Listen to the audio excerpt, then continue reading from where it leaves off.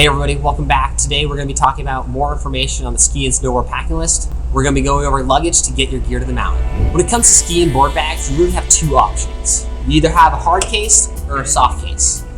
A soft case is great for if you're driving or if you need it for storage, but if you're flying, we really recommend getting a hard case. When it comes to packing either of them, we recommend you either get a case that has some padding in it or adding some of your extra winter clothes in there as a little cushion.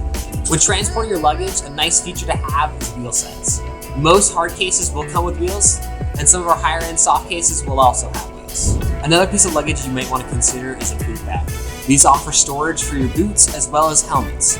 It's really nice to have a feature that you can toss your helmet in there, toss all your gear separate from your clothes, keep them nice and clean, and keep any of that dirt away. Another consideration is you can either pack this in as a carry-on or check it in for your bags with your ski luggage. This wraps up our segment on ski and snowboard luggage. For more information, find us at sunski.com.